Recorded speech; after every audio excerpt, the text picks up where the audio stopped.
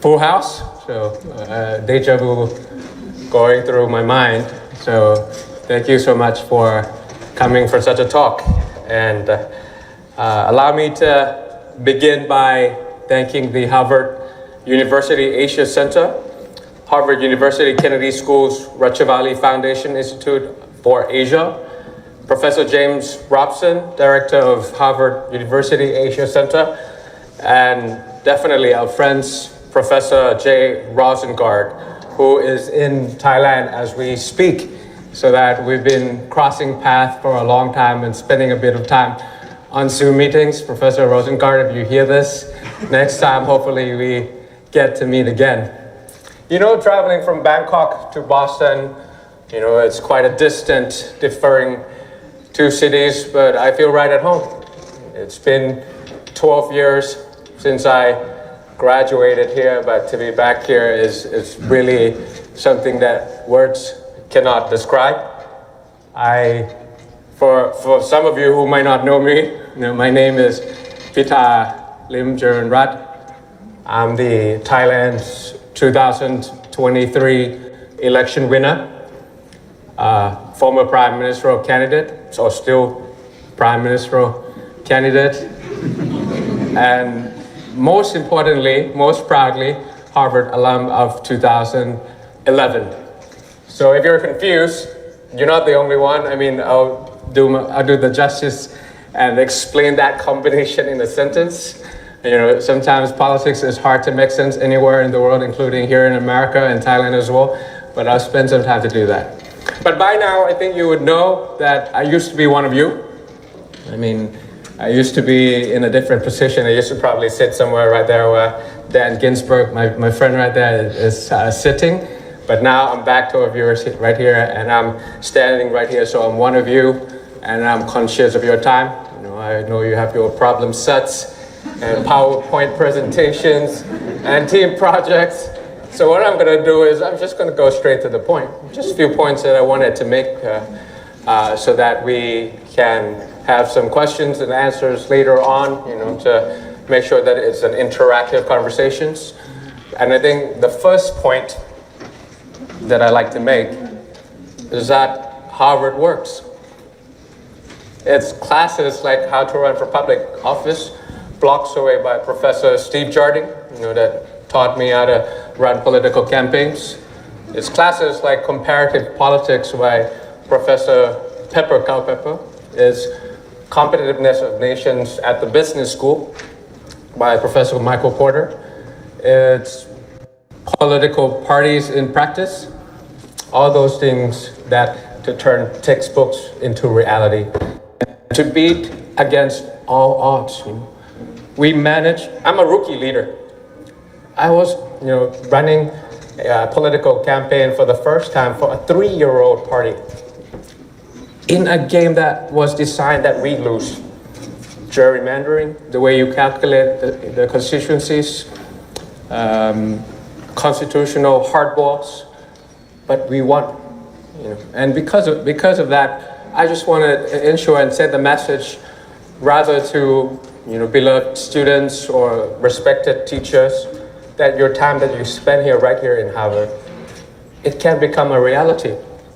And Harvard was really an integral part of my success of how I ran my political campaigns. Because of Harvard, I promised change in demilitarizing Thailand, improving the professionalism of the military, making sure they are up to speed when it comes to protecting Thais against external affairs, but never intervening in internal affairs and politics through cycles of military coups.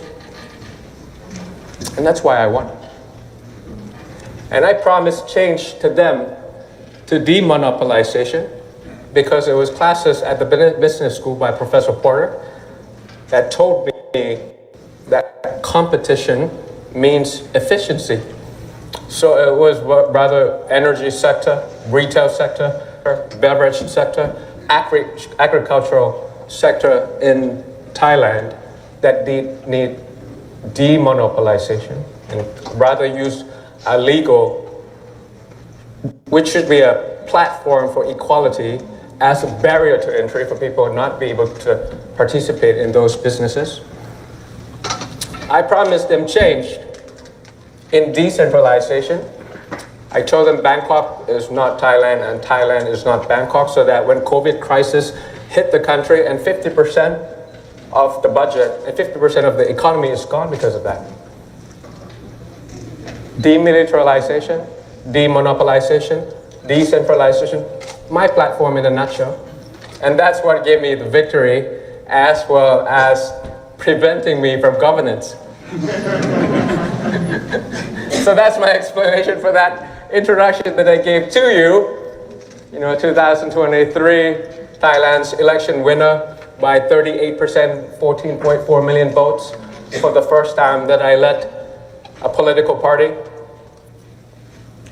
Still a prime ministerial candidate, temporarily suspended on technicality, and that's why I'm here. And that's really the struggle of politics of elected versus appointed. You see how this is how it works. There's a joint session in Parliament of 750 representatives, 500 elected, lower house, 250 in the upper house, appointed by the military junta.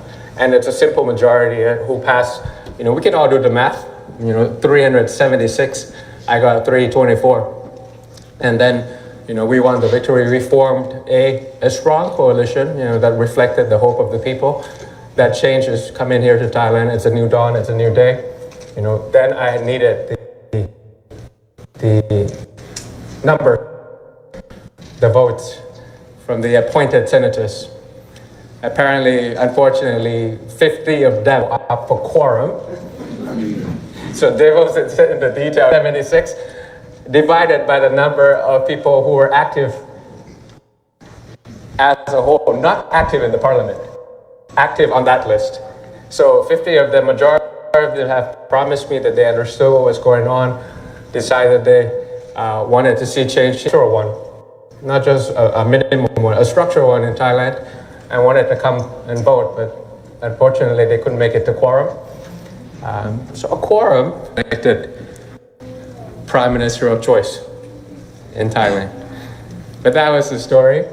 But still, it's my main message about this is loud and clear, and it's an encouragement to all of you that your problem sets, your PowerPoint presentations, your team meetings, really matter. And you could also be speaking down here, just like me, maybe in a shorter time frame than 12 years as well. But the main message of what's going on in Thailand, I think each one of you, it's not just a Thai story, that's the thing. We're getting pivotal moments. Democracy is in peril, it is under siege. International peace is fragile and fleeting. When I first came here in Cambridge, 2006, according to Freedom House, 48% of the world lived in a free society. Guess what that number is today as we sit here?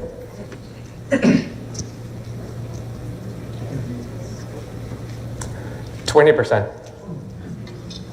That's democratic backsliding. Something is going on around the world. And even the advanced, institutionalized democracies are seeing those numbers declining as well. Why is that? My argument is this, going back in time a little bit, during the Cold War, when thriving democracies were flourishing all around the world. At the same time, there was another thing, an economic structure, no matter how you call it, you could call it neoliberal capitalism or things like that. But those things that come out, if democracy is about redistribution of power, but that economic structure that came with it, neoliberal capitalism or anything, however you want to call it, it's about concentration of wealth. When I was born, the inequality in the world within countries. You know, the top 1% and the bottom 50%, that's about eight times in terms of income inequality. And guess what that number is today? 16 times. So 8% of the richest, eight of the richest people holds 50%, is much more than the bottom 50% of the rest of the world. And that number is essentially true in Thailand also. You know, 1% of Thais hold 67% of the wealth. So you wouldn't blame them, would you? Why people are questioning democracy at the same time that it's about redistributing power, but then it gives together with an economic structure that is a concentration of wealth. Add that with economic devastation that comes. So we see that all these things are coming together in a perfect storm that requires not just what's happening in Thailand, it's happening anywhere in the world, no matter where you come from. So now what do? You know, how do we create a society or a political structure that allows both redistribution of power and redistribution of wealth at the same time? Inclusive growth. And, you know, different countries have different ways of doing it. For us, what we propose is that, you know, it's a country that's on profitability. You know, we focus on environment, we focus on land rights, land justice, environmental rights, you know, social welfare state that takes care of our labor, empowering them. So that's, you know, like also almost like social democracy to us. And it doesn't matter if you agree or disagree, but it's about, you know, really coming together to really think about how we create this architecture of how we proceed going forward. Now, that's Thailand, that's the first part. The second part is that, you know, it's not just Thailand, it's all of us right here in this room. The third part is, you know, what's that collective action, the collective action of, you know, achieving the unachievable. So that we can think about this, you know, I was thinking once we took care of our problems domestically, you know, we demilitarize, we demonopolize, we decentralize, that's when domestic affairs is intact. And then we can start thinking about foreign policy. Because foreign policy is a reflection of domestic policy. I mean, it's very hard for you to have credibility and relevance if you go to any other parts of the world or any other countries and tell them what not to do, and then your own country and your own mess you cannot control.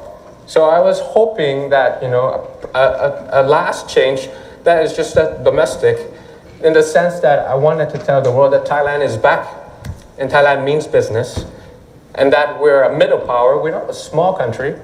We're the second largest country in Asia.